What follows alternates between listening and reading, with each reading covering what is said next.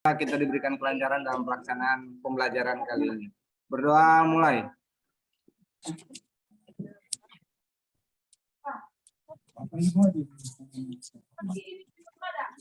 Berikutnya kita mengupayakan semua. Doa selesai.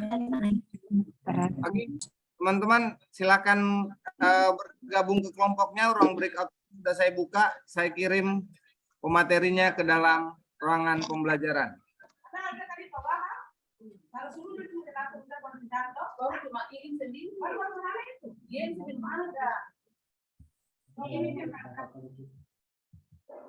Oke, teman-teman silakan menuju kolom breakout room dan langsung memilih ruangannya masing-masing.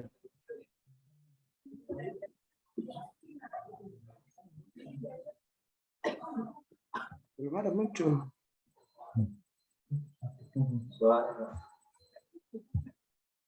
Oh.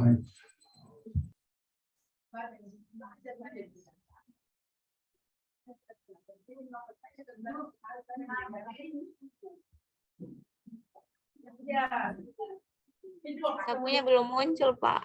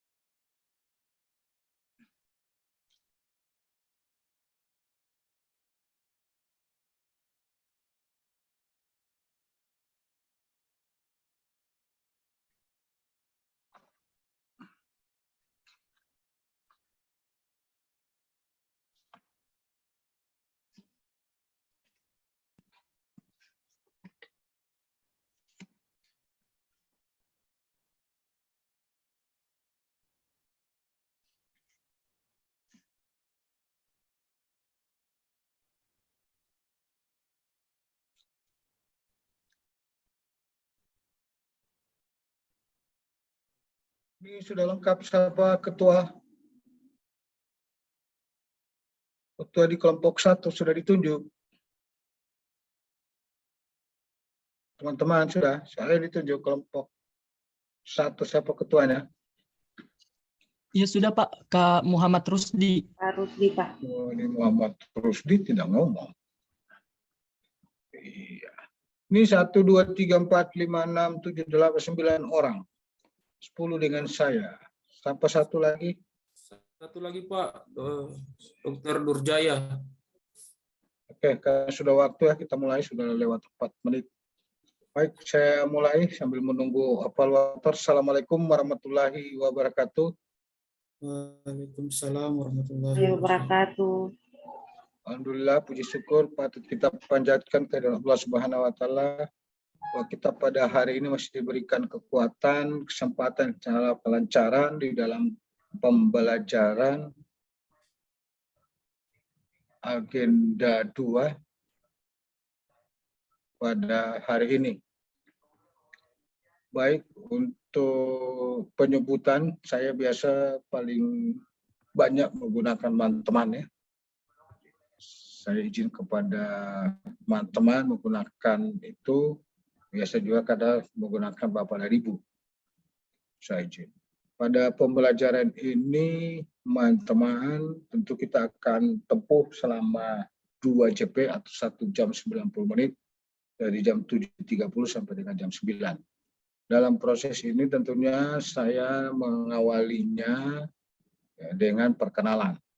Untuk kewajiban, tak kenal maka tak sayang. Ya. Kalau dibilang Pak Rusdi bilang, kalau semakin dikenal Pak, biasa melayang. Tapi intinya kita saling mengenal. Ya. Perkenalan itu kita mulai dari teman-teman, sesudah itu saya memperkenalkan diri langsung penyampaian materi ya. Perkenalannya cukup sederhana, nggak usah pakai panjang-panjang waktu kita lama. Sedangkan modulnya ini atau materinya ini banyak kan. Jadi saya berharap cukup namanya, nama ini kerjanya di mana, itu aja. Cukup singkat tapi jelas dan tapi dia memberikan informasi. Silakan diawali dari siapa? Pak Rusdi pimpin, silakan diawali oleh mulai dari Ya, siapa, izin silakan. Bapak. Silakan langsung. Ya, perkenalkan Bapak, nama saya Muhammad Rusdi Era Rahman dari instansi UPT Puskesmas Biau. Oke, Puskesmas Biau. Siap Bapak. Ya. Lanjut.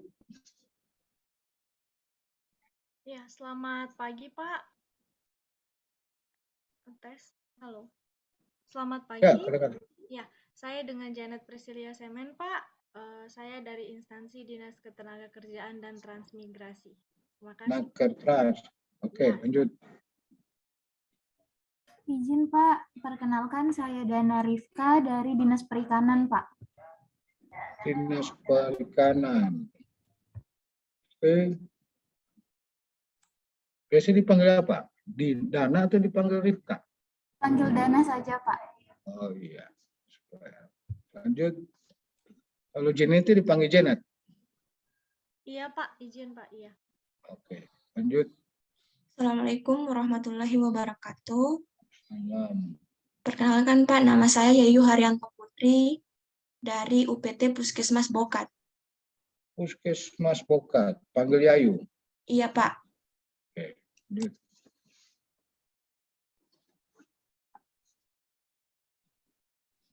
Izin Pak, Assalamualaikum warahmatullahi wabarakatuh. Perkenalkan, nama saya Tika Alawiyah, saya dari UPT Puskesmas Gadung. Puskesmas Gadung. Gadung. Panggil Tika. Iya. Oke. Lanjut. Assalamualaikum Pak. Salam. Nama saya Atika dari instansi Dinas Pertanian dan Dinas Ketahanan Pangan dan Pertanian. Dinas Ketahanan Pangan. Oke. Ya, assalamualaikum. Atika, ya. Lanjut. Iya Pak. Ya, assalamualaikum warahmatullahi wabarakatuh. Nama saya Haswardin dari instansi Dinas Ketahanan Pangan dan Pertanian sama dengan Ibu Atika. Oke, panggil siapa? Biasa dipanggil Aswar, Pak. Aswar. Oh, Aswar. Iya, Pak. Aswar. Oke, lanjut.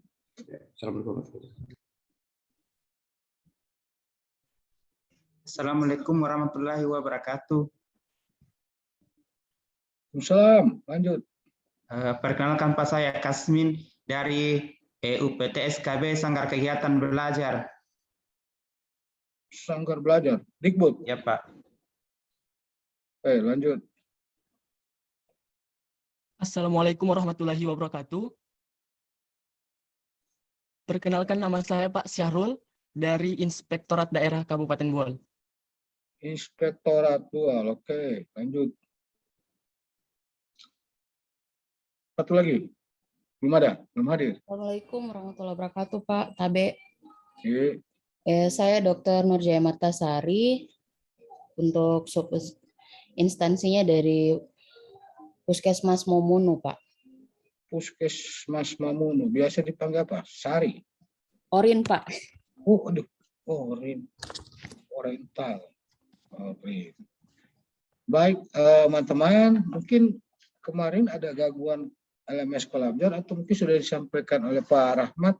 Saya biasa materi itu saya sudah upload di LMS Kolabjar. Cuma kemarin kata ada gangguan. Apa ini sudah sampai materinya belum? Sambil saya izin share untuk materinya.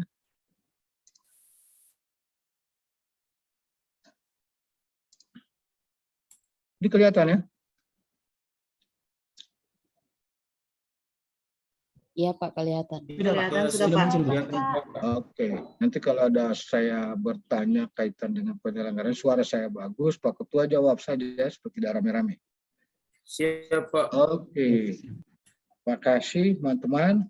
Kalau materi itu biasanya sudah saya sampaikan di elemen sekolah, kolab chat. Cuma kemarin mungkin menurut evaluator Pak Rahmat itu ada gangguan sehingga materi itu saya sampaikan lewat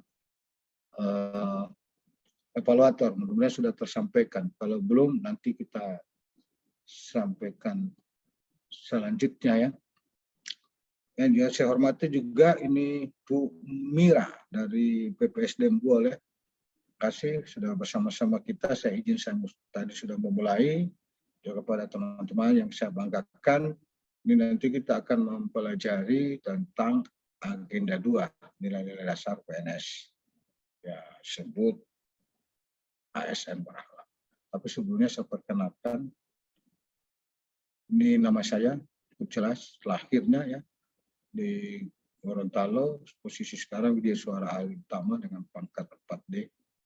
Alamat rumah di Palu, Bumi Anggur, Banteng, kantor Jalan Es Parman. Ini nomor HP saya untuk kita berkomunikasi kita kalau ada hal yang perlu kita sharing di lewat media HP saya dengan email saya. Cukup jelas ini. Kemudian pengalaman kerja teman-teman yang jelas berangkat dari PNS tahun 89 menjadi PNS tahun 90. Pindah ruang dari CPNS ke PNS tentunya saya mengikuti pelatihan sama dengan teman-teman. Sekarang namanya Latsar, dulu namanya Prajabatan. Jadi kalau tidak lulus tidak mungkin jadi PNS. Kemudian riwayat jabatan yang diberikan amanah sebelumnya menjadi kepala subseksi pada Balai POM, kasih pada kantor kesehatan. Jadi basic saya itu kalau dilihat apoteker memang dari kesehatan. Kemudian pindah ke inspektorat tahun 2001 sampai 2013. Saya lihat ada dari inspektorat paling lama saya kurang lebih 13 tahun. Jadi menduduki kepala seksi, kabit sampai dengan sekretaris dan pernah menjadi pelaksana tugas inspektur. Kemudian pindah ke kepala biro pembangunan sumber daya alam Daprop 2013-2015. Terus sampai ke staf ahli dan jabatan terakhir saya sebagai kepala badan pendapatan daerah provinsi Sulawesi Tengah ya. Itu kurang lebih 6 tahun. Dan sekarang posisi menjadi ujian suara fungsional 21 sampai dengan sekarang. Jadi kurang lebih sudah 1 tahun ya. Ini sekedar riwayat pekerjaan perkenalan saya. Mudah-mudahan dengan apa yang saya miliki saya selalu berniat bisa bermanfaat bagi orang lain dan kita menimba saling membagi ya pengalaman untuk teman-teman.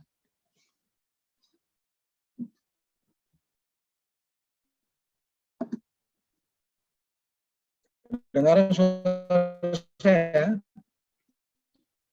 Ya, siap Pak. Masih kedengaran Pak Ketua? Iya Pak.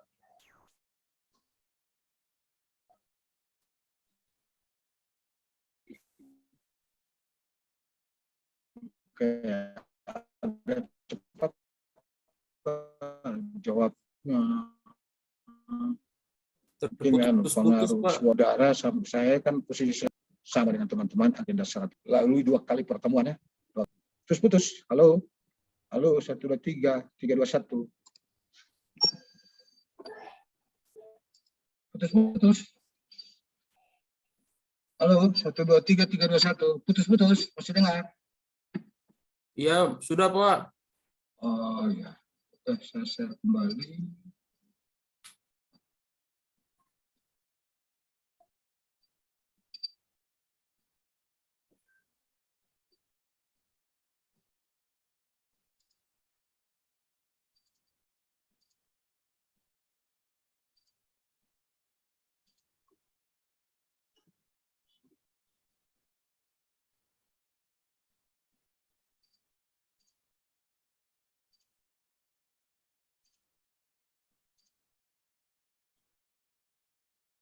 Di loop ini, di loop. Kedengaran ya? Halo, 123, 321. Harus di Iya, sudah, mana? Pak. Oke. Iya, Pak. Nah, pembelajaran kita ini kita tempuh 2 kali pertemuan ya. Hari ini dan hari Kamis. Mungkin hari Kamis ini kita akan pindahkan ke hari Rabu. Nanti saya koordinasikan dengan Pak Rahmat itu dengan jam yang sama di hari Rabu. Ya. Di hari Kamis ini kebetulan ketepatan dengan pembelajaran dengan agenda lain pada angkatan yang lain ya. Nah, tabrakan istilahnya, tabrakan di udara. Kita mungkin dengan teman-teman atas persetujuan teman-teman, saya melalui Pak Rahmat, pertemuan kita ini yang tadinya hari Kamis kita pindahkan di hari Rabu. Setuju? Siapa? Oke, makasih Pak Si. Ya, ini waktu kita akan tempuh. Lanjut, kenapa teman-teman itu perlu sampai mengikuti LACA? Ini ada dasarnya, ada landasannya. Kita berangkat dari Undang-Undang Nomor 5, kemudian kita juga dijabarkan lagi itu dengan Undang-Undang PP Nomor 11 yang tadinya 2017. Di 2020 mengalami perubahan dengan nomor 17 tentang manajemen ASN. Jadi semua mengatur nasib kita itu ini di 2 undang-undang ini. Misalnya LACA, ini ada di dalamnya. Kemudian ditindaklanjuti dengan peraturan LAN tentang pelatihan dasar CPNS. Sehingga teman-teman ikut ini. Untuk penyelenggaraan diatur lagi dengan keputusan LAN. Sedangkan kurikulum yang masuk agenda kita pelajari itu diatur dengan Keplan. Sedangkan nilai-nilai ASN berakhlak yang dikenal dengan implementasi terhadap core value dan employer branding ASN itu diatur dengan surat edaran Menpan nomor 20 tahun 2021.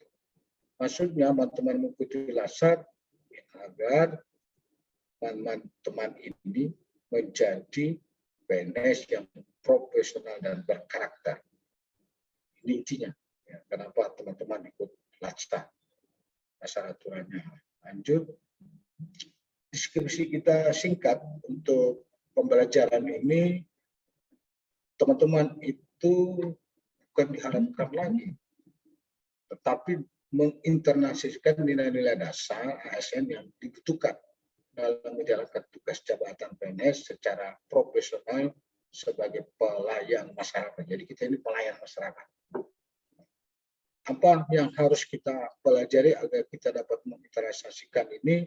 Ada 7 unsur. 7 unsur ini tentunya sama dengan 7 komponen atau akronim bagian dari nilai-nilai ASN berakhlak tadi ya. Kemampuan memberikan pelayanan prima dengan kepuasan masyarakat, tentunya berkaitan dengan berorientasi pelayanan. Kalau bertanggung jawab atas kepercayaan yang diberikan, sudah pada akuntabilitas.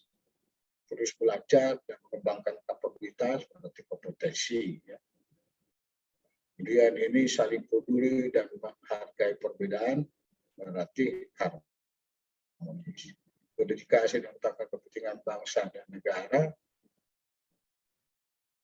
Ya. Terus berinovasi, berarti adaptif sampai dengan dan membangun kerjasama yang seperti itu berarti kolaboratif. Ini 7 komponen dalam atau 7 unsur dalam nilai ASN berakhlak itu kan akronimnya itu. Ber itu apa, A itu apa, K itu apa, tadi saya sudah sebutkan ya. 7 yang kita akan teman-teman bagaimana bisa menginternalkan nilai-nilai tadi. Kemudian lanjut tujuan pembelajaran, ini saya sampaikan agar teman-teman bisa mengapresiasi nilai-nilai ini. Berakhlak berorientasi pelayanan, A itu akuntabel, K itu kompeten, H itu harmonis, L loyal, adaptif dalam pelaksanaan tugas jabatan. Jadi melaksanakan tugas jabatan, teman-teman itu harus mengapresiasikan nilai berakhlak tersebut. Di Katuasi Belajar, teman-teman bisa menjelaskan bagaimana konsep dan panduan perilaku sampai dengan memberikan contoh. Kemudian ada tugas menganalisis kasus itu terhadap nilai-nilai yang akan saudara terapkan atau yang diterapkan di unit kerja masing-masing. Tadi sampai saya minta perkenalan unit kerjanya di mana. Kemudian target capaian pembelajaran kita, saya menggunakan meminjam ya, ilmunya dari teman sejawat kita, media suara dari LAN. Ini ada 3 hal, T, tahu, mampu, dan mau. Jadi kalau kita singkat saja TMM. Tahu itu artinya mengetahui. Bukan tahu itu tempe, temannya tempe. Tahu itu bukan makanan ya. Pak, tahu itu berarti temannya tempe. Tidak. Nah, ini ilmu yang mengetahui. Jadi teman-teman itu harus memahami teori atau regulasi yang terkait dengan pembelajaran agenda ini. Ini menjadi dasar pertimbangan ya. Kemudian mampu tadi mengaktualisasikan tadi ya, nilai-nilai ASN berakhlak. 7 komponen tadi itu 7 singkatan atau akronim dari berakhlak tersebut. Sama dengan deskripsi tadi saya sampaikan, bisa mengimplementasikan dan harus. Kemudian mau itu ada semangat, motivasi, dan gairah. Jadi kalau mau mengetahui baru mampu tapi kurang semangat, kurang motivasi, kurang gairah ya. Kalau bagi saya sepertinya itu tidak bermakna ya. Ini kita makanya untuk mengimplementasikan itu kita harus punya semangat, kita harus punya motivasi, kita punya gairah ya. Kalau kita pinjam ya, ini tadi yang saya sebut kita punya teori.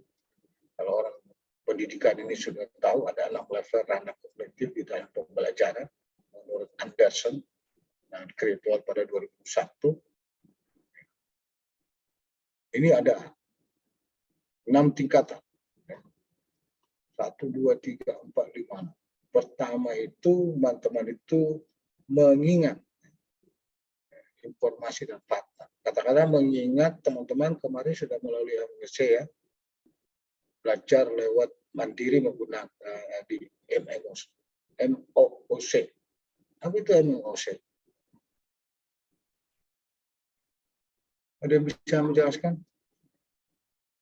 Kemarin berapa lama dia MOOC? Kurang lebih 14 hari, Pak. Oh, cuma 14 hari. Apa yang dipelajari? Mengenai apa? MOC-nya mengenai ini, Pak. Core values ini, Pak. Kemudian wawasan kebangsaan dan lain-lain itu, Pak. Ada materinya. Berarti tergantung sikap dan perilaku ya. Iya, sikap perilaku bela negara, Pak. Ya, bela negara, agenda 2, agenda 3. Agenda 3 itu nanti sesuai, ini kan masuk agenda 3 ya. Itu artinya sudah membekali teman-teman, sudah mengenal di dalam pembelajaran itu, di MOC itu, supaya nanti masuk sekarang, seperti di agenda 2 itu, teman-teman cuma kita istilahnya penguatan saja. Kalau materinya itu pun sudah lebih jelas di modul ya. Ini ada 7 modul khusus agenda 2 ini. Nilai dasarnya PNS ya, ASN moral ini ada 7 modul. Sehingga saudara dalam pembelajaran ini di tahap awal menurut si Anderson itu mengingat. Setelah mengingat bagaimana mengerti. Sudah mengerti. Ya. Kemudian sesudah itu bagaimana melaksanakannya. Lanjut lagi, tentu dari pelaksanaan itu teman-teman bisa menguraikan ya. Ini kalau contoh ini kan di fakta saja nih. Saya mencontohkan ini di pembelajaran ini ya. Setelah itu, setelah kita menguraikan apa yang kita pelajari, tentunya sesudah kita evaluasi sejauh mana ya pemahaman kita terhadap modul tersebut kalau melakukan MOC. Kemudian kita langsung apa yang harus tindakan apa harus kita lakukan, langkah-langkah apa yang harus kita kerjakan. Nah, maksudnya nilai dasar berakhlak tersebut ya. Lanjut Ini yang saya sampaikan. Kapan nilai-nilai ASN itu berakhlak atau core value ini hadir? Itu sejak Pak Jokowi itu melunching ya tanggal 20 Juli ya 2021. Melunching dan dikuatkan lagi dengan surat edaran Menpan tentang employee branding ya sama dengan core value. Apa itu core value-nya adalah nanti kita kalau core value ini nih. Core value itu tentang ASN berakhlak. Sedangkan employee branding itu bangga melayani bangsa. Sedangkan nilai ASN berakhlak itu ada 7 tadi. Ya. Karena ini kan berakhlak ini akronim dari 7 huruf ini ya. Ber-A-K-H. Ini yang disampaikan oleh Pak Jokowi pada tanggal 27 Juni. Ya. Apa maksudnya Pak Jokowi menyampaikan waktu melaunching itu? Bahwa kita ASN ini, PNS harus mempunyai orientasi yang sama. Kita harus sama punya orientasi. Orientasinya seperti apa? Memberikan pelayanan terbaik untuk masyarakat. Itu kita tanamkan. Kita ini memberikan pelayanan kepada masyarakat, bukan mau dilayani oleh masyarakat. Dari Pak Jokowi bilang. Jadi kita itu kalau memiliki harus punya jiwa melayani, setia, membantu masyarakat. Harus itu ada dalam diri kita sebagai ASN. Itu yang disampaikan Pak Jokowi. Karena kenapa Pak Jokowi bilang kita sekarang ini sudah berada di zaman yang serba hibrid, serba kolaboratif. Tidak ada lagi kita mau dilayani. Itu zaman kolonial. Pak Jokowi itu sudah zaman dulu. Mau dilayani. Tapi sekarang kita harus melayani. Di samping itu tidak ada lagi kita merasa ego. Sebab ya ego itu kan saya punya ilmu itu. Oh ini saya punya daerah. Oh ini program saya. Jadi kita harus karena berada di zaman yang serba hibrid, serba kolaboratif harus bekerja sama. Itu intinya. Kita saling membagi ya untuk melaksanakan. Ini yang kita akan tempuh, kita pelajari pada nilai-nilai ASN berakhlak dari 7 komponen ini. Ya, sesuai dengan portfolio yang disampaikan Pak Jokowi, bagaimana kita menjadi seorang pelayan yang baik, kita membangun nilai-nilai dasar ini. Melalui nilai-nilai dasar ini, teman-teman mengimplementasikan, mengaktualisasi tempat kerjanya sesuai dengan jabatannya. Kita sekarang masuk ke orientasi pelayanan. Kalau bicara orientasi pelayanan, ya, kata kuncinya kita harus respon. Kita harus memberikan pelayanan yang berkualitas.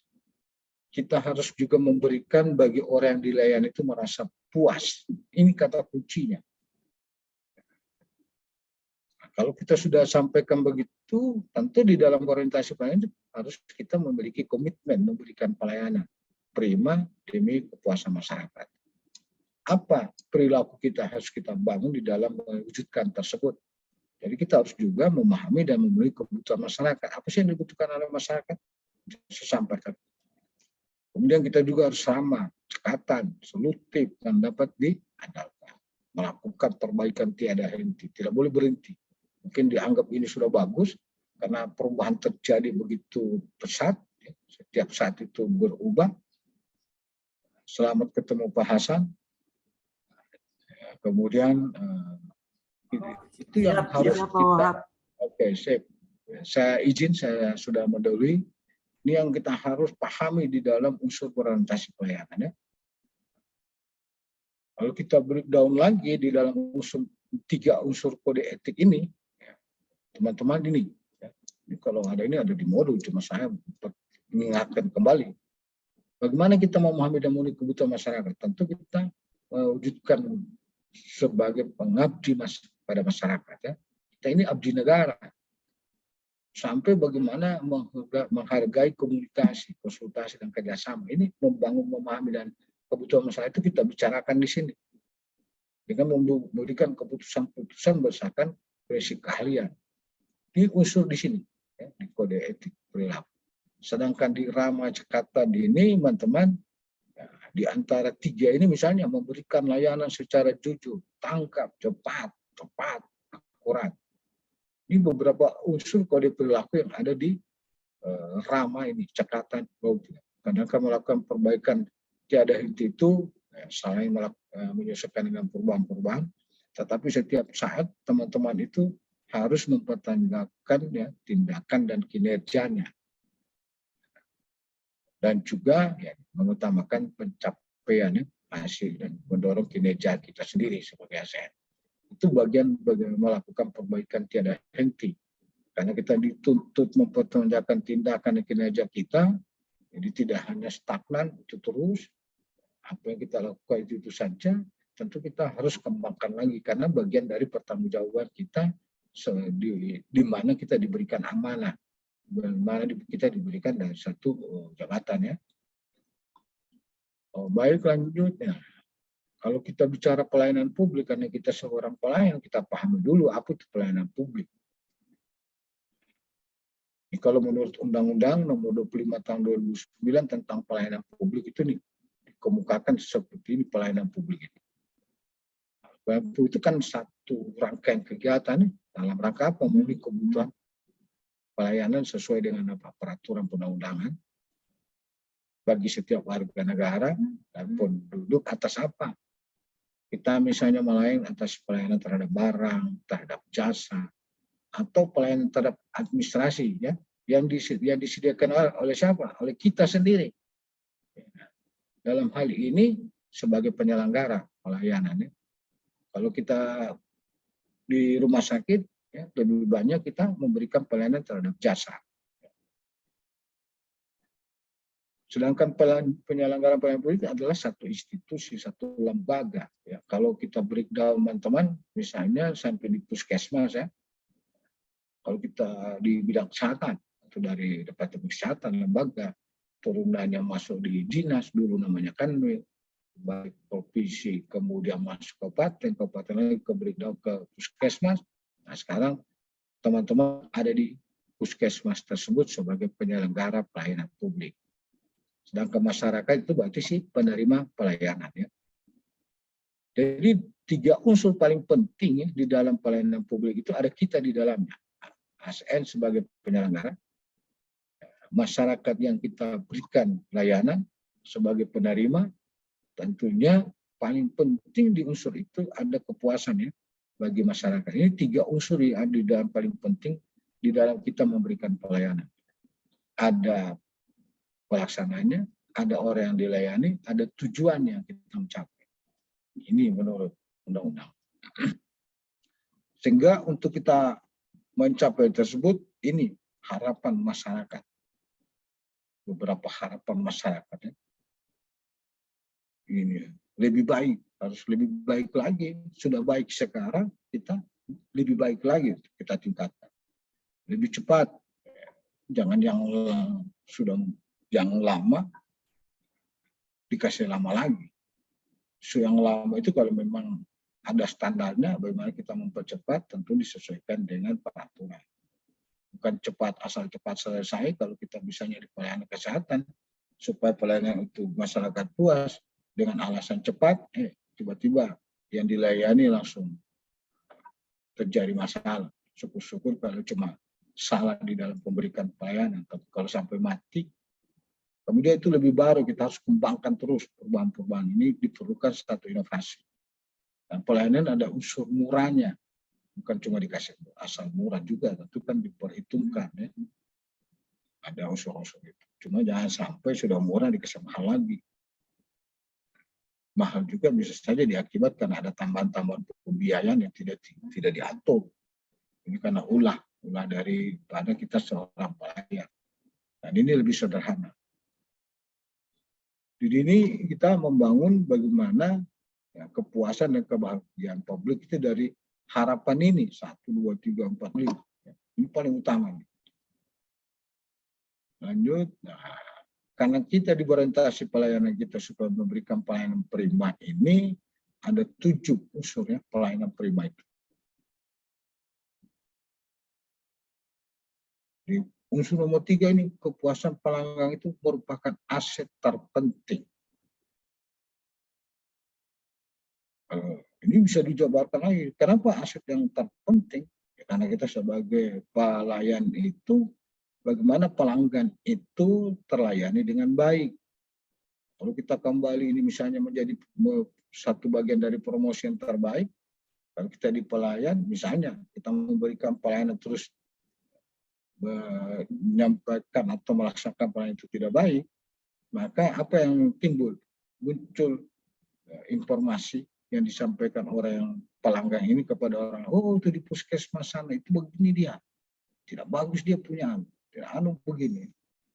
Dan syukur-syukur kalau kita hanya tidak ada unsur bisnis di dalamnya. Kalau ada unsur bisnis di dalamnya, misalnya kalau dia tentang layanan yang menghasilkan satu finansial, ini bisa-bisa kolaps. Ya. Tapi karena kita ini ada di pemerintahan, bagaimana kita memberikan pelayanan yang bagus, bagian dari promosi, kalau dia bagus, maka akan informasi itu keluar menjadi bagus. Tapi kalau tidak bagus, nanti itu informasi itu keluar menjadi tidak bagus, dampaknya kemana? Dampaknya itu kepada institusi, ya. Misalnya puskesmas. Kalau itu sudah tersiar, nanti kepala puskesmas dipanggil lagi. Dinasnya mungkin kepala dinas dipanggil lagi oleh Pak Bupati. Bupati lagi dipanggil lagi misalnya gubernur. Jadi ini kalau promosi yang ditimbulkan tidak baik, akhirnya seperti itu. Makanya kita harus hasilkan itu di setiap pelayanan itu menjadi yang baik, sehingga keluarnya informasi itu menjadi tidak baik. Jadi ada 7 unsur ini.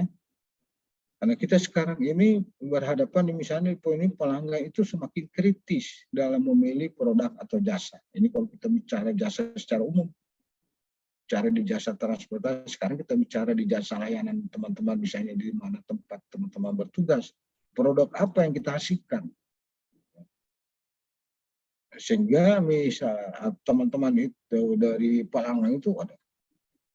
Ini seperti contoh tadi, wah itu tidak bagus di puskesmas misalnya Momunu. Nah, dia punya perawat itu, padahal dia sudah ikut latsar itu, sudah disampaikan bagaimana berorientasi pelayanan, tapi caranya melayani tidak begitu, Pak. Aduh. Akhirnya apa? Produk layanan kita yang bagus, tapi karena kembali ke perilaku kita yang tidak bagus, ini tidak ada artinya nih. Jasa layanan kita bangun itu pada masyarakat kita untuk layani, ini akan menjadi informasi atau hal yang mana membuat masyarakat itu kecewa. Padahal kita sendiri, bagi Pak Jokowi sampaikan, kita punya orientasi yang sama, memberikan pelayanan yang terbaik bagi masyarakat. Ini beberapa unsur pelayanan prima. 7 unsur ini tolong dipahami buat teman-teman. Jangan kita bicara pelayanan prima, tapi 7 unsur ini tidak kita pahami bersama. Itu yang disampaikan, kita itu berkomitmen memberikan pelayanan yang prima. Ini menjadi dasar penting kita di dalam memberikan pelayanan prima. Selanjutnya, bagaimana mewujudkan ini? Yang tadi 7. Ada 6 langkah untuk mewujudkan pelayanan prima. Kita berangkat dari top manager. Tentu ada komitmen dari pimpinan. Kalau sudah ada komitmen dari pimpinan, kita juga punya ada strategi layanan-layanan yang kita siapkan untuk kebutuhan masyarakat. Ada konsep-konsep. Setelah ada tersebut, ada penerapannya bagaimana? Kita tentu ada siapkan standar-standar pelayanan tersebut yang kita biasa kenal dengan SOP, standar operasional pelayanan. Apalagi kita di kesehatan itu ada namanya standar pelayanan minimal. Tak kuncinya ya. Kalau sudah punya standar di sini, ya. Bagaimana kita memberikan perlindungan bagi yang si pemberi layanan. Juga bagaimana kita menelusuri misalnya pengaduan-pengaduan masyarakat. Apalagi kalau di akreditasi itu ya, kalau puskesmas paling utama itu ditanya mana kotak pengaduan, di mana informasi yang bisa kita terima aduan-aduan masyarakat. Itu sudah masuk ke unsur mewujudkan pelayanan prima. Karena itu di akreditasi itu di mana saja salah satunya itu harus ada ini unsur ini. Kita cuma bicara pelayanan prima, tapi perangkat-perangkatnya tidak ada tersedia. Kemudian ini juga di dalam manajemen produksi productivity-nya itu kita harus memiliki sumber daya manusia. Sumber daya manusia itu siapa sih? Pemberi layanan. Kalau kita sebagai dokter, kita sebagai perawat, kalau ini di kesehatan. Kita misalnya tadi ada di Nakata sebagai teknis misalnya di bidang pertanian. Kita sudah ini harus selalu mengembangkan kompetensi ya. Nah, kalau kita ini juga ada jaminan keselamatan kerja kalau di mana pekerjaan pelajar itu memiliki risiko yang tinggi ya. Dan juga harus memiliki infrastruktur ya. Infrastruktur ini. Kemudian yang keenam ini, dalam semua ini kita akan melakukan yang tadi menurut Andersen itu kita harus melakukan monitoring dan evaluasi. Supaya apa? Apa yang kita sudah lakukan itu, walaupun itu sudah baik, tentu kita ingin menjadi yang terbaik. Oh, ini perlu lagi nih. Atau apalagi kalau ada hal-hal yang tidak baik, kita perlu perbaiki. Itu gunanya kita memonitoring. Itu gunanya kita perlu evaluasi. Tekniknya, ya kita kembali pada unit kerja. Apakah dia bikin berkala, apakah dia mingguan, triwulan, atau bulanan, atau semesteran, atau 1 tahunan. Ini kalau kita mewujudkan pelayanan prima. Nah, apa perilaku kita?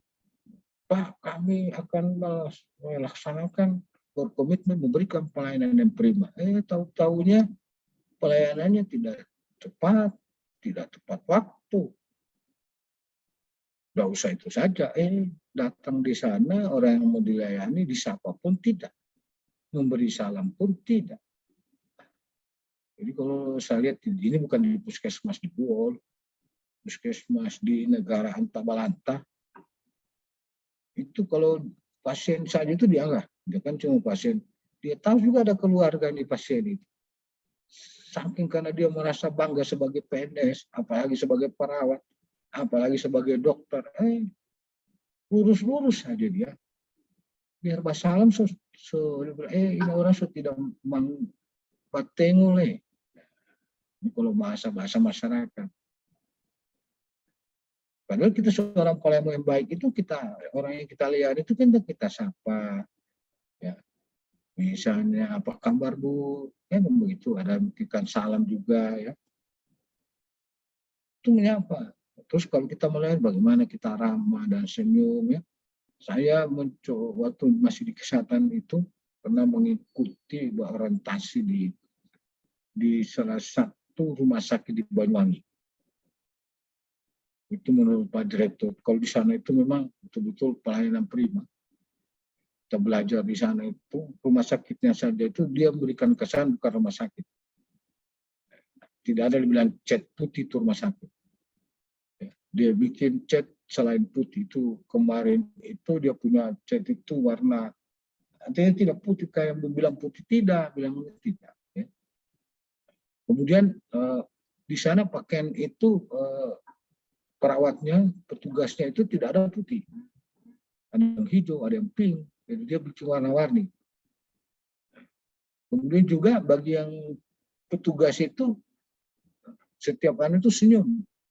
Sampai Pak Direktur sampaikan itu, Pak ini sampai mereka bisa senyum itu, mereka mengikuti pelatihan 1 minggu. Bagaimana menjadi senyum yang baik. Oh begitu Pak? Iya. Jadi kita latih mereka itu, bagaimana senyum. Tapi kalau orang sudah biasa senyum Pak, ya kita atur bagaimana. Jangan juga senyum seperti apa. Dilatih itu 1 minggu, senyumnya itu. Karena ini merubah perilaku kita itu karena membangun pelayanan yang prima, ya utamanya kita harus senyum. Ini tapi saya biasa bergurau dengan Pak Direktur itu, Pak Direktur, memang kalau senyum secara lahiriah tidak susah. Kalaupun sudah secara lahiriah, tapi kalau ada beban, dari rumah dia sudah tidak baku enak, dia bawa masalah, dia pergi di tempat kerja, jangankan senyum, Pak. Mukanya saja sudah 45, tidak lurus. Kan biasa itu kita begitu. Nah, makanya itu kalau berangkat dari kerja itu harus hati senang ya. Apalagi kalau yang berkeluarga. Kalau misalnya status kalau pengalaman kalau misalnya istri sudah istri dia layani bagus suaminya berangkat ke bekerja, diantar dengan senyum, pasti kalau dalam perjalanan senyum terus. Tapi jangan baru mau berangkat kerja apa marah-marah. Terbawa juga. Kita mau bekerja dengan supaya bawa senyum ke sana, so dari rumah so tidak bisa senyum. Tapi ini maksudnya utamanya bagi teman-teman itu intinya bagaimana kita memberikan perilaku pelayanan yang prima. Ya, ini penampilan yang baik. Kita mau ini utama mengucapkan terima kasih ini yang berat. Ini beberapa unsur ya, pengakuan kita menjadi pelayanan yang baik, menjadi yang prima. Kemudian ini, kalau dilihat dari foto ini berorientasi pelayanan, yang sudah saya sampaikan, apa komentarnya? Silakan satu orang saja, kalau kita diskusikan ini habis waktu. Masih ada 6 komponen yang perlu saya berikan penguatan ya, sesuai dengan modul. Ada yang memberikan komentar ini? Iya. Petugasnya, mohon izin Pak, petugasnya apa namanya tidak kompeten Pak, tidak berorientasi pada pelayanan karena sudah menunjukkan pukul 10, loket pelayanannya masih tutup Pak. Siapa? Pak Sarul ini yang bicara. Tolong sebut namanya. Pak Haswardin Pak, Haswardin. Oke, Pak Haswardin ya. Soalnya di sini kan kalau saya lihat di sini kan cuma bisa kita lihat cuma 4 orang, 2 orang, tidak semua kita lihat.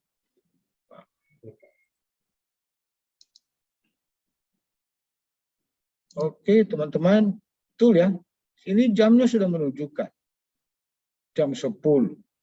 Ini dia punya puskesmas masih tutup. Seharusnya jam berapa dibuka? Kalau ditetapkan misalnya jam 8, tapi ini jam 10 masih tutup. Waduh, ini puskesmas di mana? Entah lantai. Nah, apa ini nih? Ini pasiennya sudah menunggu ini. Ini ada yang orang hamil. Nah, apa ini sesakit kepala dia punya tidak tahan. Ya. Kalau kita lihat gambar dari sini. Jadi apakah seperti ini kita mau mewujudkan pelayanan yang prima? Jadi oleh karena itu kita ya tidak kan? Ya, jadi tidak. Kalau teman-teman ini saya kasih contoh saja di puskesmas. Apa ini untuk tamu-tamu orang kesehatan, bagaimana kita dengan orang di dinas ketahanan pangan, Pak? Ya tentu kita memberikan pelayanan sesuai dengan jabatan kita, ada standar-standar yang kita sudah sepakati untuk kita pedomani. Cuma ini saya kasih contoh ini karena pelayanan terdepan ya. Kalau saya biasanya kalau cukup waktu saya minta dinas pertanian, bagaimana? Ini salah satu contoh.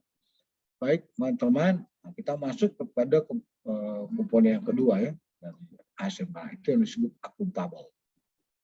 Akuntabel ini ya, kita bertanggung jawab atas kepercayaan diberikan, bertanggung jawab terhadap tugas kita yang diamanatkan buat kita laksanakan. Bagaimana kita bisa bertanggung jawab? Kita harus memiliki integritas, kita harus konsisten, kita dapat dipercaya, melaksanakan harus transparan. Jadi 4 kata kunci ini harus dibarengi dengan perilaku kita. Kalau ini kalimat afirmasi ini kalau mungkin teman-teman lewat emoji, ini saya adopsi ya, slide ini dari bahan tayangnya. Kalau ini masih sama dengan teman-teman pelajari OC, karena kita juga mengampung materi ini kita dilatih melalui workshop. Kalau tidak lulus, tidak mungkin kita bisa ketemu dengan teman-teman. Ini salah satu materi yang saya ambil dari materi yang disampaikan oleh instruktur kita untuk kita mengikuti workshop. Jadi ada 3 unsur kode etik ya. Ini yang perlu kita paham, melaksanakan tugas dengan jujur, tanggung jawab sampai tidak menyalahgunakan kewenangan jabatan. Dan 3 kode etik ini saya mohon tidak rinci saya mau menyampaikan ya. Sebenarnya ini lebih banyak kita diskusi, tapi saya penguatan dulu, kita memberikan penguatan penyamaan kita terhadap unsur berakhlak ini, supaya teman-teman mudah-mudahan bisa agar bisa mengaktualisasikan nilai-nilai tersebut. Lanjut, apa itu? Kita pahami dulu, akuntabilitas itu. Jadi kita kan waktu di awal menurut teori. Kalau menurut teori ini seperti ini, menurut Pak Sahrudin, arsitek itu harus memiliki kemampuan memberi jawaban kepada siapa? Pada otoritas atau kepada orang yang memberikan amanat kepada kita. Ya. Atas apa tindakan kita, baik perorangan maupun per kelompok atau per unit yang kerja tersebut. Ya. Untuk apa? Bagian pertanggung jawab kita kepada masyarakat, juga kepada organisasi pemberi amanat. Kalau kita bicara menurut UNDP, sedemikian ini menurut konsep akuntabilitas, menurut Pak Sarudin, dan menurut UNDP. Dan menurut secara umum, kaitan dengan akuntabilitas dari dua hal tersebut, itu sama pertanggung jawab seorang atau kelompok orang kepada si pemberi amanat. Kalau teman misalnya, oh udah berarti ada kepala unit kerjanya. Untuk apa? Menjalankan tugas.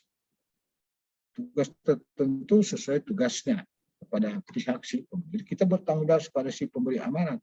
Tapi kalau kita sebagai pelayan, utamanya bagaimana kita memberikan pertanggungjawaban kepada masyarakat yang kita layani.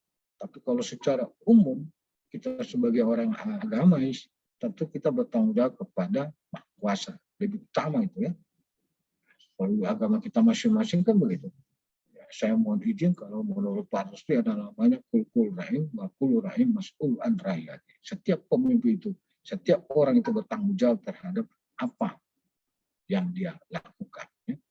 Saya memasang pinjam dari Pak Rusli tadi itu. Tentu kalau menurut Pak Ibu Janet ya, tentu juga di agamanya juga mau mengajak kita, ya, bagaimana kita bertanggung jawab. Apalagi kalau si kita ini di tempat tugas, kita bertanggung jawab terhadap tugas yang diberikan. Ya. So ini seirama apa yang diperintahkan oleh agama, apalagi kalau diperintahkan kita di dalam melaksanakan tugas, itu sudah perintah itu. Ya. Kalau kita mau teman, tingkatan dari akuntabilitas, kita mulai dari personalnya, ya, ini tingkatannya, sampai kepada akuntabilitas stakeholder. Stakeholder ini tentu bekerjasama kita dengan orang lain yang mendukung di dalam pelaksanaan kita. Ini ada beberapa unsur. Ya. Tingkatan, kalau kita secara personal, apa sih yang kita dapat lakukan untuk memperbaiki situasi dan bisa membuat perbedaan. Artinya membuat perbedaan itu dalam artian perbedaan itu yang kepada yang nilai-nilai yang positif. Jangan. Dan tentunya pelayanan yang kita lakukan sekarang ini dilakukan oleh orang lain atau oleh kita sendiri. Bagaimana kita melakukan lagi perbedaan itu lebih baik lagi. Kita buat satu perubahan-perubahan nih. Perbedaan di dalam pemberian layanan. Bukan perbedaan juga sekadar perbedaan. Tentu ada dasarnya tadi saya sampaikan. Ada teorinya, ada juga regulasi yang mendukung. Kita bicara tingkatan ini. Kalau kita bicara tingkatan pada akuntabilitas organisasi, jadi ada kinerja kita individu kepada organisasi ataupun organisasi kepada stakeholder, kepada yang di atas. Jadi ada beberapa tingkatan. Kita mohon dipahami, kepada bisa dimengerti. Oh ternyata akuntabilitas ini ada tingkatannya. Kalau kita secara individu, tentu kita bertanggung jawab lagi kepada di instansi kita. Pada instansi lagi kepada kerja kelompok yang lebih tinggi lagi ya, sampai kepada akuntabilitas stakeholder. Ini tingkatannya sebenarnya untuk referensi buat teman-teman. Kemudian ada nilai-nilai akuntabilitas, salah satunya tadi ya, harus dia bertanggung jawab, ini jujur, ada kejelasan target, dia harus adil, ini utama. Adil itu harus melayani masyarakat tanpa diskriminasi. Ini nanti kita bahas di unsur nilai akuntabilitas juga ini adil dalam artian juga nanti akan ada unsur di kita di pada nilai-nilai dasar di harmonis. Ya, nanti kita bahas masuk ke harmonis. Nah, kalau kita lihat seperti ini apa yang bisa dikomentar kaitan dengan akuntabilitas? Ini contoh saja. Salah satunya silakan yang bisa memberikan gambaran kaitan dengan slide. Silakan. Ya Pak, kalau dari saya ini sepertinya mobil dinas ini kalau di pelayanan kesehatan dia ambulans ya. Ya. Ini harusnya dia digunakan untuk merujuk pasien.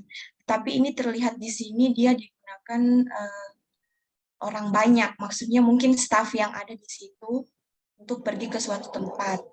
Jadi apabila diperlukan ambulansnya ini tidak ada di tempat. Dengan siapa tadi? Sebut namanya kalau ada memberikan tanggapan langsung. Saya Ayu Pak, dari Puskesmas Pokat. Oke, Ayu, saya ini. Jadi ini memang betul kalau kita anggap ini di perhubungan, katakanlah ya. Tadi dicontohkan dengan mobil ambulans, tapi disalahgunakan ya. Intinya. Macam ini juga disalahgunakan. Tapi ada kemarin tanggapan, ini betul plat merah Pak. Tapi waktu gempa kemarin, atau ada suatu waktu saya memuat ini. Masyarakat yang kena dampak gempa, saya pakai mobil ini. Nah, itu tidak ada masalah. Tapi kalau ini Pak, dipersewakan, ciptaan penumpang, itu kan salah. Karena ini sudah diatur. Menurut Permenpan itu cara penggunaan tenaga ini sudah diatur untuk apa? Itu paling tidak untuk mendukung tugas-tugas fungsi kita, jabatan kita, untuk memberikan pelayanan kepada masyarakat. Tapi bukan dijadikan unsur-unsur bisnis, itu sangat gunakan ya, itu menyalahgunakan. Baik, kita masuk kepada kompeten. Kompeten ini di sini ya terkait kita sebagai pemberi layanan. Kita tidak boleh berhenti belajar. Kita tidak boleh hanya puas dengan apa yang kita miliki. Karena itu kita terus belajar bagaimana kita mengembangkan kapabilitas kita. Untuk apa? Supaya kita menghasilkan atau kita memberikan kinerja terbaik. Agar supaya kita sukses dan ada keberhasilan di dalam kita melakukan satu pekerjaan sesuai dengan tugas yang diamanatkan. Tentu kita juga ada punya pembelajarannya, learning equity-nya itu di sana. Nah, paling utama, tentu kita bergerak atau kita melaksanakan tugas karena kompeten kita melaksanakan tugas sesuai keahliannya. Kalau dokter, berarti dokter. Kalau jangan juga sudah keahliannya dokter melaksanakan tugas lain. Kita, kalaupun kita sudah dokter, bagaimana kita mengembangkan kita punya kompetensi kita menjadi dokter lebih baik lagi. Oh, saya ini dokter umum, saya kembangkan lagi, saya ingin ambil ahli lagi. Ya. Begitu juga di pendidikan umum. Oh, saya ini kemarin baru S1 saya WSOS. Oh, saya perlu tingkatkan lagi, saya memiliki lagi ya pengetahuan berkaitan dengan bidang teknis di mana saya punya untuk mendukung tugas jabatan saya. Itu kompeten. Bilang kami terus belajar dan mengembangkan kapabilitas, tapi begitu-begitu terus. Cuma dia bilang saja, tapi faktanya tidak. Nah, ini perlu. Jadi kita ini, bagaimana kita meningkatkan kompetensi, ada kode etik kita. Meningkatkan kompetensi diri untuk menjawab tantangan yang selalu berubah. Sekarang kita belajar di zaman IT, teknologi informasi kita sudah ada di zaman digitalisasi. Oh, nanti di agenda 3 itu ada namanya Smart ASN. Itu lebih fokus kepada literasi digital. Bagaimana kita bercakap-cakap melalui media digital. Perubahan itu sangat terjadi. Sekarang orang sudah pakai menggunakan, ini kita salah satu contoh, kita sudah perkembangan perubahannya dalam pembelajaran menggunakan Zoom, virtual kita, seperti itu. Kita harus mengikuti perubahan itu, kalau tidak kita terlindas dengan satu perkembangan. Jadi tidak heran tidak berkembang pekerjaannya dia. Nah, kita sekarang berubah-ubah ya. Oh, dulu masih begitu, kenapa lagi sekarang seperti bagaimana ini? Nah, ini berarti orang tidak mengikuti perubahan. Dia masih seperti dulu, status quo-nya. Dulu, pakai dulu. Kalau kita bicara dulu, regulasi berubah, perbedaannya dari dulu, regulasinya seperti misalnya sekarang regulasi berkembang lagi sudah menjadi misalnya lebih lagi baik. Tapi kita mengikuti perubahan.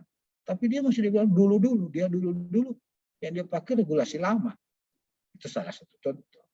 Oh, dulu dia pakai metode pelayanan yang masih lama, sudah berkembang. Ini yang maksudnya. Jadi itu teman-teman kita meningkatkan kompetensi itu.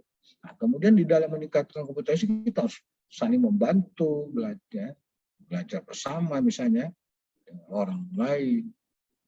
Kemudian bisa melaksanakan tugas itu tentu dengan kualitas yang terbaik. Ini ukurannya.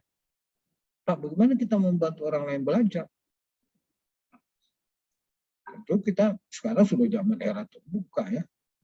Banyak terjadi. Sekarang mudah kita untuk belajar. Teman-teman kemarin lewat MOC itu kan sudah belajar mandiri. Waktu kita bisa belajar lagi misalnya membantu orang lain ini. Contoh saja ini melalui virtual bisa ya.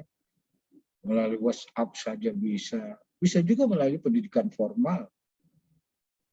Ini kompeten ini yang bisa kita untuk membangun bagaimana kita itu memiliki kapabilitasnya sesuai yang dibutuhkan di tugas kita. Contoh saja, saya kasih contoh saja. Kok Wahab itu kok apoteker? Kok bisanya dia bisa jadi kepala badan penempatan? Bisanya dia jadi staf ahli bidang keluarga? Bisanya dia pernah sudah di inspektorat? Tentu saya, untuk saya bisa melaksanakan tugas yang terbaik, saya harus mengembangkan kapasitas saya. Saya mengembangkan misalnya ke pendidikan formal. Saya mengikuti S2. S2 saya mengambil konsentrasi keuangan daerah. Ya. Jadi mendukung tugas-tugas di mana saya, ya, kalau dilihat, oh, jabatannya kok orang apoteker bisa. Saya memiliki kompetensi itu. Kemudian di samping itu saya mengikuti pendidikan-pendidikan yang teknis, ya, yang mendukung ya, di dalam pengembangan atau di dalam kita melaksanakan tugas. Kalau di inspektorat, tidak usah tanya, saya memeriksa di bidang naker trans, saya belajar dulu, ikut workshop 1 minggu. Ini dengar suara saya? Bisa dengar? Ya. Iya Pak. Misalnya Dengar, Pak. Ya, Pak. saya memeriksa, makasih. Saya memeriksa di bidang kesehatan, walaupun saya orang kesehatan, saya juga mengikuti workshop bagaimana mengaudit 18 program di bidang kesehatan. Dulu saya memeriksa KPU-an, saya juga mengikuti workshop pelatihan di bidang bagaimana kita memeriksa program atau kegiatan di bidang KPU-an. Itu 10 hari, bidang kehutanan begitu. Ya, itu mendukung kapasitas kita. Tidak cuma saya karena basic saya pendidikan formal kesehatan pas di inspektorat, bukan cuma memeriksa kesehatan toh. Jadi kita dilatih. Begitu juga kita masuk dikaitan dengan tugas-tugas yang sangat mendukung. Diperlukan selain pendidikan formal juga ada pendidikan non formal ya, yang terkait dengan pendidikan bidang teknis. Nanti ada pembelajaran khusus itu bagaimana mengembangkan kita punya pendidikan di bidang teknis. Ini beberapa kalau kita ingin membangun kompeten kita. Nah, dalam konsep kompeten, kita harus memiliki pengetahuan. Kita harus memiliki, tidak cuma tahu pengetahuan saja. Tentu untuk mendukung pengetahuan kita itu kita harus terampil, punya keterampilan, keahlian tadi. Saya kasih contoh tadi. Saya punya pengetahuan, tapi bagaimana saya terampil memeriksa, tentu kita harus mengikuti pelatihan. Di samping pengetahuan yang kita juga memiliki sikap dan perilaku kita menjadi seperti apa. Nah, ini di sikap perilaku salah satunya bagaimana kita mengaplikasikan nilai asal kita berakhlak. Itu kompetensi kita. Kalau punya pengetahuan, punya keterampilan, tapi tidak punya sikap perilaku, seperti apa jadinya? Bisa-bisa pengetahuan dan keterampilan itu dia dijadikan menjadi satu hal yang bangga, bahkan merusak orang lain.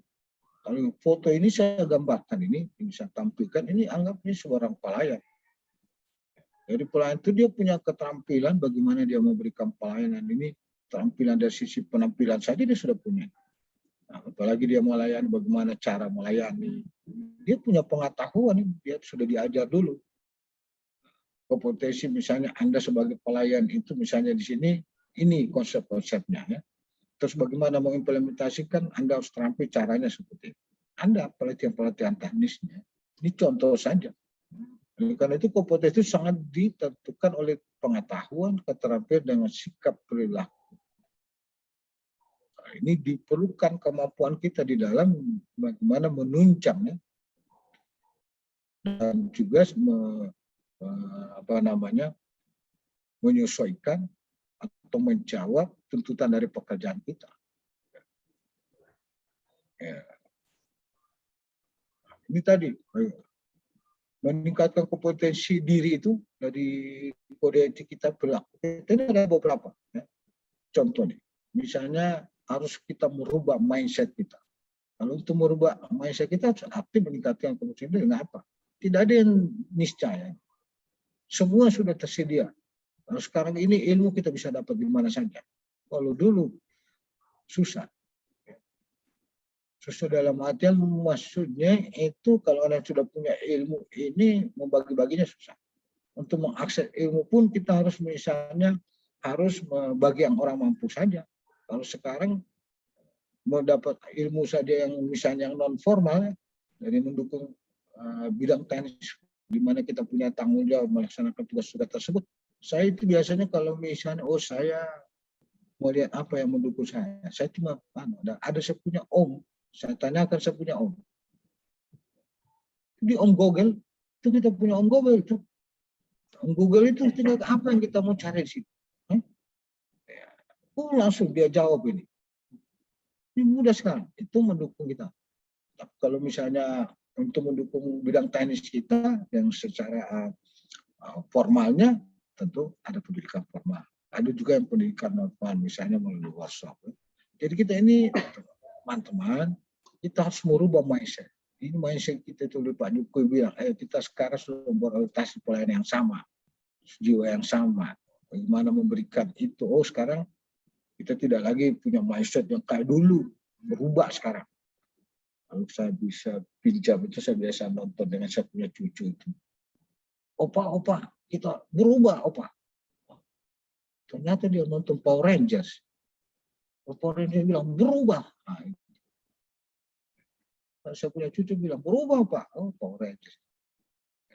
Jadi ini kita, kemudian kita juga bisa mengembangkan mandiri ya. Secara kita misalnya belajar yang muncul itu kan salah satu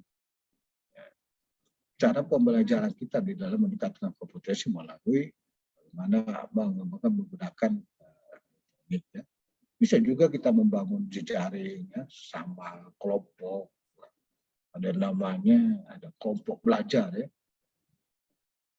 Ini dalam bagaimana meningkatkan desain. Dan itu ada pendidikan formal. Nah, ini membantu orang lain di dalam unsur kode etik ya. Kalau membantu orang lain kan kita misalnya sekarang apa sih yang tidak bisa membantu orang lain? Kita melalui webinar.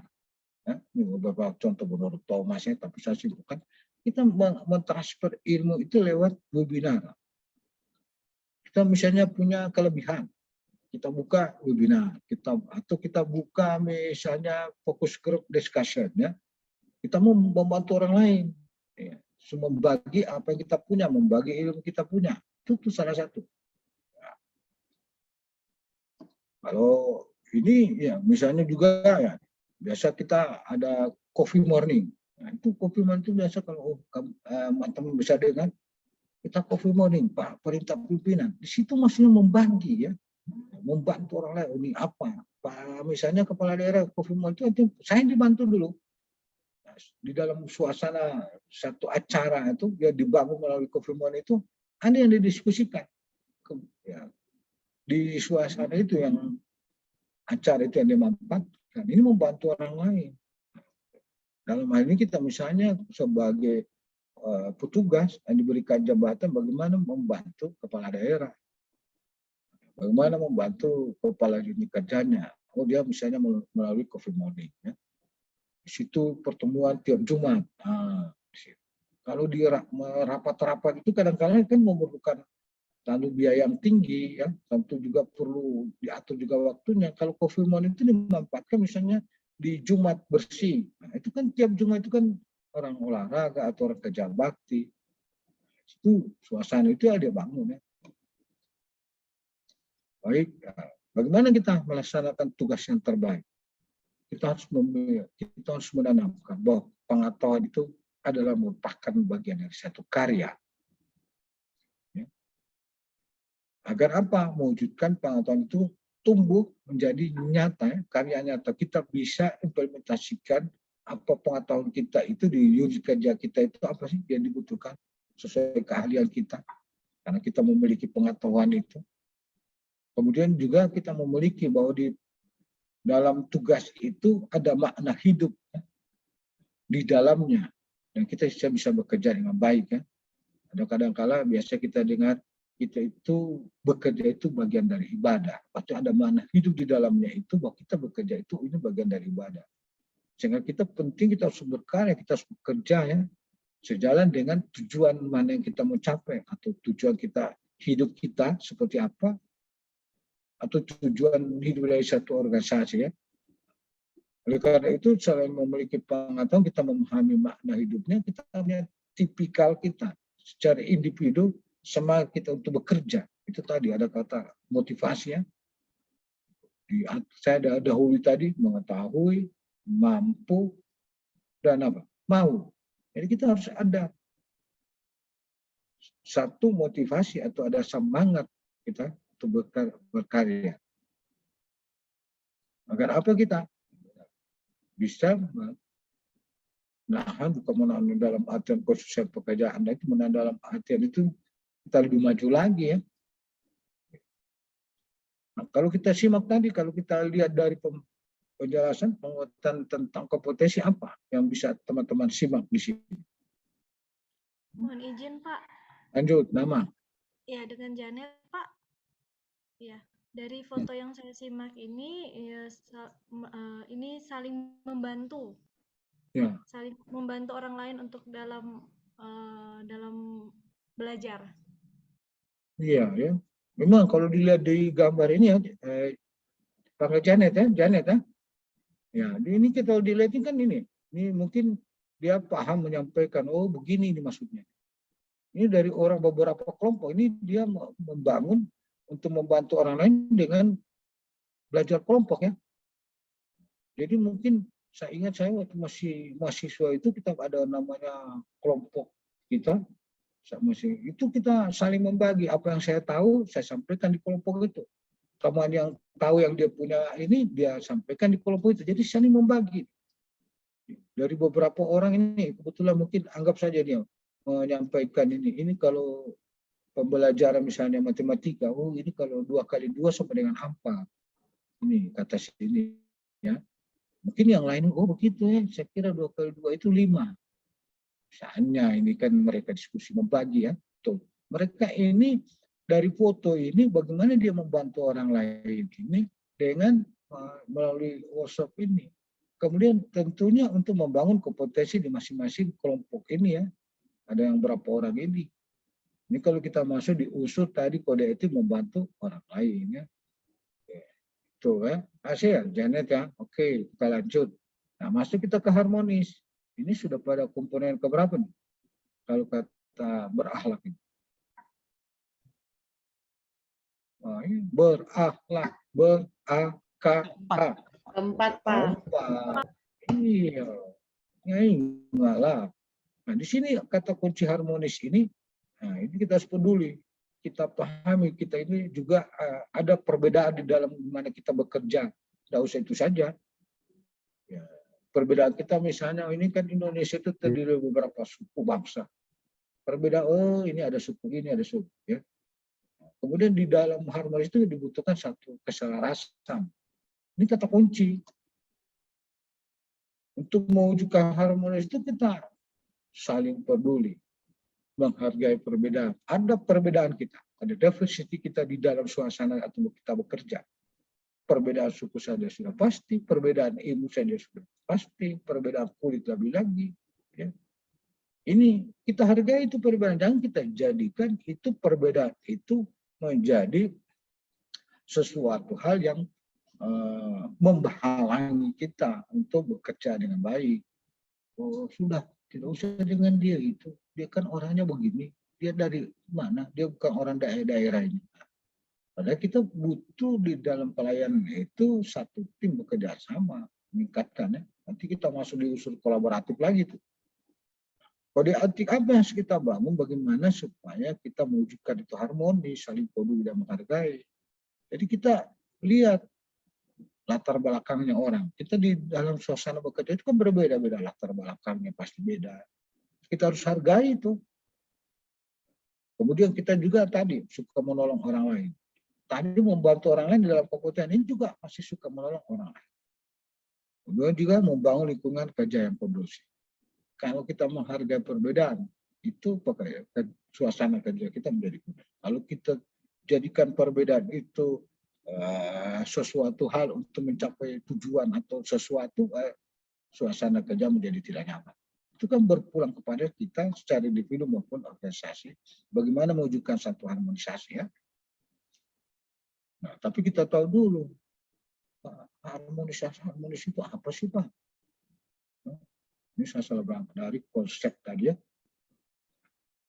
Saya kira harmonis itu humanis Pak.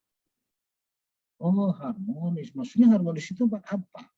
Tentu di sana ada kerjasama kita antar berbagai faktor, berbagai orang Kak. Dari makna latar belakangnya untuk menghasilkan sesuatu kesatuan yang luhur, satu pekerjaan yang luhur ya. Jadi kita namanya harmonis itu tujuan kita.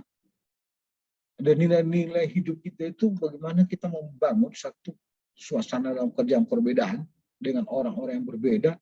Ada nilai luhur yang kita bangun di sana. Satu kesatuan kita. Ya. Itu menurut pengertiannya. Sedangkan itu kenapa pentingnya itu harmonis Pak? Oh, kalau tidak harmonis bagaimana bisa pekerjaan itu bisa terlaksana?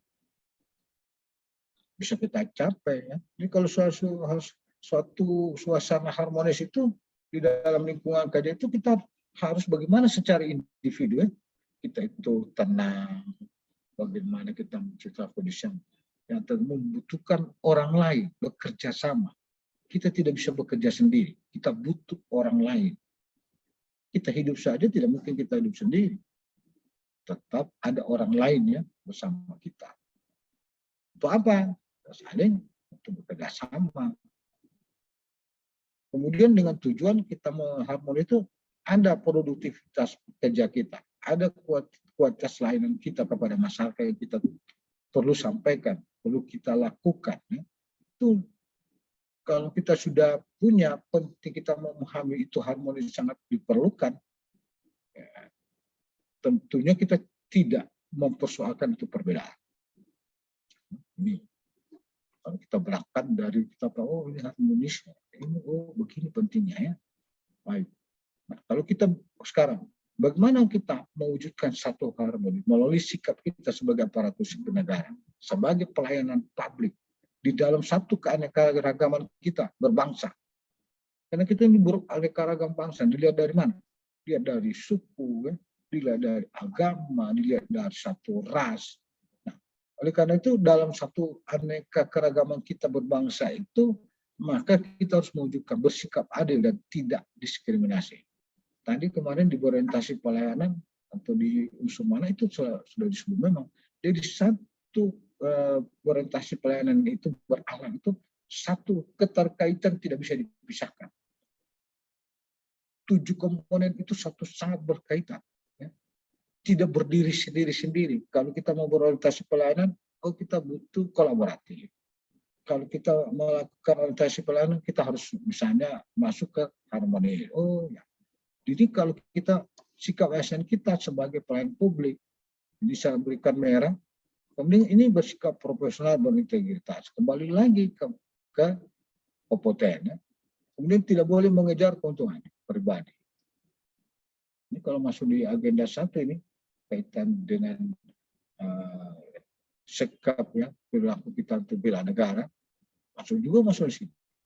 Kemudian pelayanan-pelayanan harus kita berikan itu tentu memperdayakan masyarakat, bukan memperdayakan masyarakat.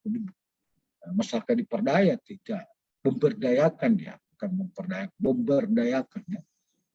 Menciptakan supaya masyarakat itu ya, lebih baik ya. Sesuai dengan fungsi kita ASN sebagai pelayan publik. Kalau menurut Undang-Undang Nomor 5 di pasal 10 itu apa sih fungsi kita ASN? Anda bisa yang memberikan penjelasan? Jadi, di undang-undang itu pasal 10 undang-undang itu sebagai pelaksana, sebagai pelayan, dan juga sebagai pemersatu. Ingat itu masuk nanti di agenda. Bagaimana kita mewujudkan itu? peran kita mewujudkan harmonis. Ini beberapa unsur kita harus bersikap netral. Netralnya seperti apa ya? Netral itu artinya tidak memihak kepada salah satu kelompok atau golongan. Kalau bicara adil tentu kita harus melaksanakan tugas, tidak boleh diskriminatif dan itu harus objektif, jujur. Ini kalau kita bicara adil di dalam unsur kita mewujudkan satu harmonis. Kemudian juga kita harus bisa mengayomi kepentingan kelompok minoritas dengan tidak membuat kebijakan peraturan diskriminasi. Harus memiliki sikap toleran. Ini kita membangun ini, peran kita mewujudkan harmonis di dalam lingkup kita bekerja. Apalagi kalau kita lingkup kita sebagai di masyarakat, selaku masyarakat. Kemudian bagaimana kita mewujudkan itu kalau dalam tataran melaksanakan tugas dan kewajiban kita. Tadi kalau kita masuk ke unsur tadi sebagai aparatur negara. Kalau kita masuk lagi sebagai bagaimana kita melaksanakan tugas. Di dalam tugas kita itu kewajiban apa kita? Mewujudkan satu harmonisasi. Itu kita harus memiliki ini. Kembali lagi suka menolong, ya. Yang harus menjadi figur, menjadi teladan. Ini kalau kita bilang, oh, dalam melaksanakan tugas. Kalau kita lihat dari sini, penjelasan tentang harmonis apa misalnya? Yang bisa memberikan komentar dengan foto itu. Izin Kak, izin Pak.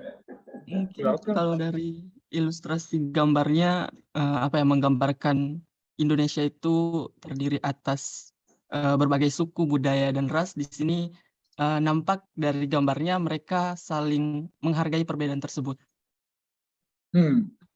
Oh gitu. Jadi ini kalau kita lihat dari unsur ini, siapa tadi?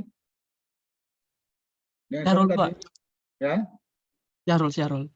Oh Syarul ya. Kalau kita melihat ini dari pakaian saja ini berbeda-beda dari suku mana ini? Batak ini? Bali. Oh Bali, saya kira Batak. Kalau ini? Sunda. Madura, Pak. Nah, kalau ini dari Sumatera. Katakanlah mereka yang dari bersuku-suku, dari pulau mana saja, mereka punya komitmen bergandeng tangan.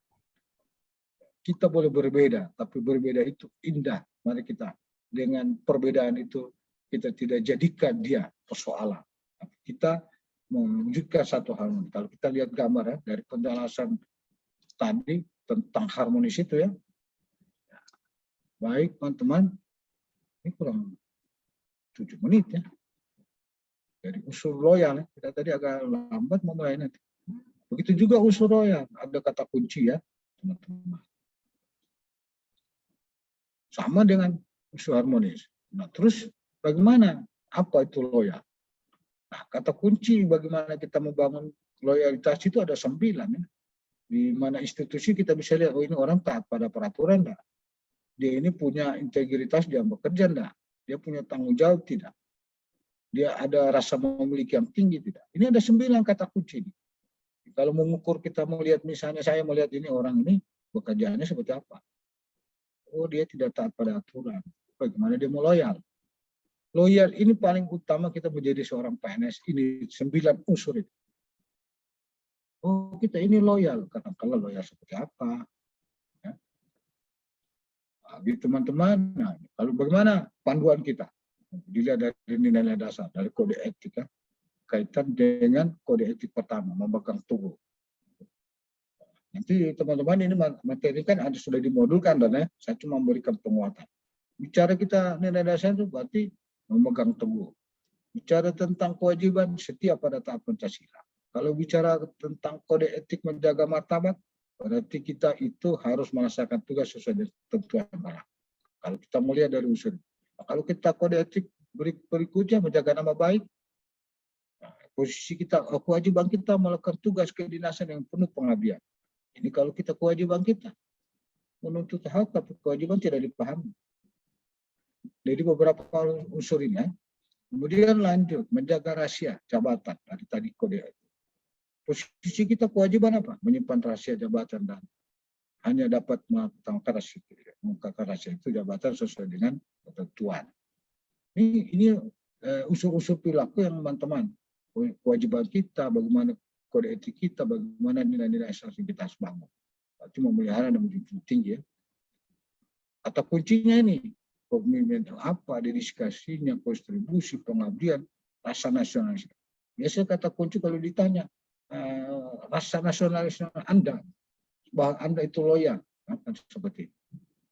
Di mana? Apa sih? Berarti kita harus, di mana kita itu harus mengembangkan keyakinan bahwa kita itu kesetiaan kita pada negara, utamanya rasa nasional kita. Kita cinta kepada tanah air, ya. Ini unsur yang terpenting ya. Di dalam kata-kata kunci ini. Kemudian kita masuk ke adaptif. Di adaptif juga demikian, kita ini membangun, ini suasana kita sudah berkembang. Kita harus ada inovasi, kita punya antusias bagaimana melakukan satu perubahan, harus proaktif.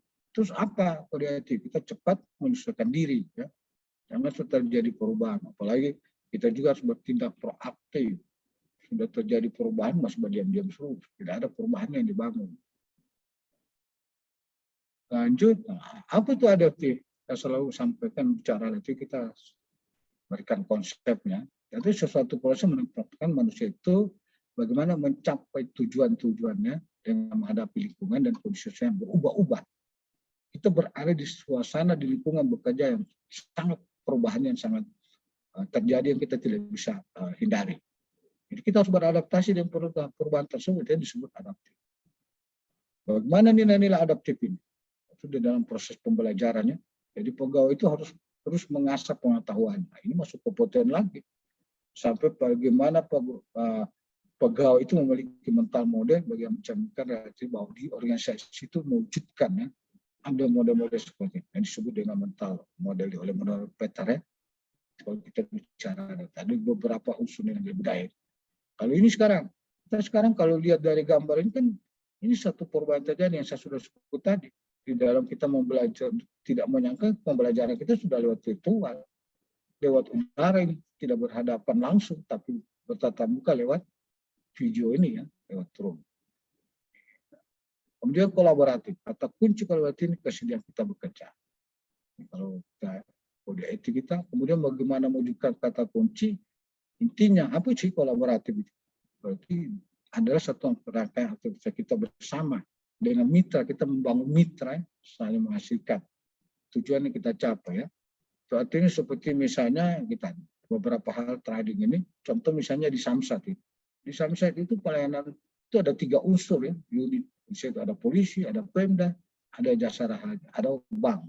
Itu salah satu bentuk kolaboratif. Jadi kalau membangun kolaboratif ini ada 5 unsur itu. Apa outcome yang kita masuk? Mulai dari membangun kepercayaan bersama, ya, ada komitmen, kita punya pemahaman bersama, dan juga ada produk yang kita masukkan. Polisi misalnya di Samsat, dia ada STNK-nya, oh, Pemda ada pajaknya, nih. Tapi dia punya outcome berbeda-beda. Oh, kamu menetapkan gini. Tapi dalam satu atap, kan namanya Samsat itu kan sistem administrasi satu atap. Jadi ada 6 kriteria harus dibangun menurut ANSA. Bagaimana pentingnya kolaborasi. Jadi dari beberapa tadi, bagaimana prosesnya, bagaimana juga ini teman unsur yang penting. Jadi ada orangnya tadi, ada 3 lembaga tadi kalau di Samsat, terus ada selalu didiskusikan, ada aktor siapa di dalamnya yang memimpin itu, semua aktor di dalamnya. Tapi kapan dia bicarakan? Dia mau mulai dari siapa, bicara tentang STNK, ada kaitan juga pajak, berarti polisi. Ini saya kasih contoh ya.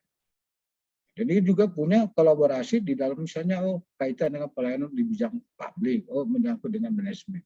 Itu menurut ANSA ya. Ini contoh bentuk kolaborasi di mall pelayanan publik di provinsi ya. Ini ada 11 layanan di dalamnya. Orang mau urus STNK ada di dalam, mau urus SIM juga ada di dalam. Mau urus misalnya paspor di dalam, ini di provinsi. Ini bentuk satu kolaborasi pelayanan publik. Ini ada tugas. Ini tugas, udah saya ini sudah dapat bahannya enggak? Mau ini coba di screenshot aja. Ya. Di screenshot. Maksud di screenshot ini ada tugas individu, ada tugas kelompok, ada tugas. Ini nanti diupload karena pertemuan kita hari Rabu, ya. Nanti kalau ini diupload hari Selasa ya. Berarti besok sudah sore diupload supaya saya pelajari ya. Nanti kita bahas tugas. Kalau ya untuk tugas ini kan awalnya kita pindah kalau ini hari Kamis kita pindah hari Rabu ya. Nah, Rabu itu kan siang. Kalau bisa ya, hari Selasa malam disampaikan paling tidak jam 8 ya. Nanti coba saya masuk di LMS Kolabjar, nanti teman-teman buka. Nanti sampaikan di LMS Kolabjar. Ini tugas, ada tugas ringkasan, buat ringkasan. Kemudian ceritakan ini menggunakan link ya 3 menit. Pak, itu bagaimana kita mau sampaikan tugas linknya ini? Langsung buat dulu ini satu tugas saja, kemudian di bawahnya linknya saja disampaikan. Ya, linknya. Jangan lupa, oh Pak, saya lupa link saya cantumkan di tugas ringkasan itu. Jadi selesaikan dulu 7 ringkasan, baru di bawahnya link. Ya. Nah, kemudian juga buat ini tugas identifikasi ya, isu-isu. Ya. Sudah di screenshot ini sudah. Sudah, Pak. Silakan teman-teman, saya berikan kesempatan untuk ada yang mau ditanyakan atau kaitan dengan tugas dengan materi tadi. Dan ini jam kita ini sudah jam 9 kalau saya. Ada yang mau ditanyakan? Ada, Pak. Nah, silakan Pak Waswadi. Ya, terima kasih Pak. Ini mungkin hanya sekedar dari pertanyaan bagaimana tanggapannya Bapak menyikapi hal ini kan. Sebagai contoh begini Pak, saya kan di penyuluh pertanian Pak, sedangkan petani itu kan tidak mengetahui secara apa semua yang menjadi tugas dan tanggung jawab kita sebagai penyuluh dalam mendampingi mereka. Nah, terkadang mereka waktu habis. Aduh, tambah waktu Le. Boleh. Siap. Yo. Terkadang mereka tidak mengerti tugas dan tanggung jawab kita terhadap apa yang yang kita lakukan dalam mendampingi mereka. Terkadang mereka memberikan memberikan kita sampai bahkan marah sama kita terkait dengan sesuatu yang bukan menjadi tugas kita, Pak. Seperti itu. Bagaimana kira-kira seperti itu, Pak? Oke, Pak Aswadin. Itu menurut diminta tanggapan. Yang penting jelaskan tugas dulu pertama Bapak apa. Ya, tugas Bapak itu apa, kemudian yang kedua itu apa yang Bapak bisa berikan layanan kepada mereka, batasan-batasannya. Dan paling kunci itu bangun komunikasi dengan mereka. Itu intinya saja, dalam unsur-unsur kita memberikan pelayanan. Kalau kita tidak memberikan informasi dan jelas kepada orang yang kita layani, ya pasti akan tanggapannya bagi masyarakat itu dia menganggap, kami itu seperti apa. Jadi intinya itu pertama sampaikan tugas Bapak, terus apa yang Bapak berikan layanan kepada mereka, dan batasan-batasan saya itu seperti apa. Kalau itu dia sampaikan, pasti orang mengerti, oh bukan tugas saya. Tugas orang lain sampaikan, nanti saya sampaikan ini Pak pertanyaan Bapak atau apa yang Bapak harapkan di misalnya di unit kerjaan itu membantu orang lain ya. Oke Pak Aswadin, karena ini waktu kita dikejar, silakan. Kira-kira begitu Pak Aswadin? Ya, paham Pak. Nah, iya. Nggak usah, kita nggak usah takut dengan apa yang kita layani, tapi yang penting kita performance kita sebagai seorang ASN sampaikan apa kewajiban tugas kita. Itu intinya, pada masyarakat butuh informasi yang jelas. Karena kalau masyarakat menuntut berarti ada informasi orang lain yang kasih sampai, ya, tapi tidak sesuai itu akhirnya masyarakat menuntut. Ya. Oke, ini sudah. Mohon izin Pak bertanya. Silakan. Ya, siapa? dengan Janet Pak bertanya untuk masalah tugas Pak. Nah, silakan. Ya, Bapak untuk yang individu Pak ini divideokan berarti dalam video rekaman ini berarti gambar Pak ya? Paling lambat 3 menit ya Pak? 3 menit saja divideokan, itu rekamannya saja yang diminta, rekaman. Nggak usah pakai YouTuber, pakai Google aja. Kalau di YouTuber sudah terpublikasi. Oh, baik. Berarti gambar Pak ya? Oh, Suara suara baik. Oke, Pak. kan rekaman, Terima kasih, Pak. divideokan rekamannya saja. Oke, Oh iya. Terima kasih, Pak. oke. Waktu ini selesai. Ya. Makasih teman-teman, saya mohon maaf saya berupaya karena dunia cukup panjang. Ya. Nanti kita ketemu di Pak Rahmat. Iya Pak. Nah, hari Kamis itu saya pindahkan ke hari Rabu dengan jam yang sama ya.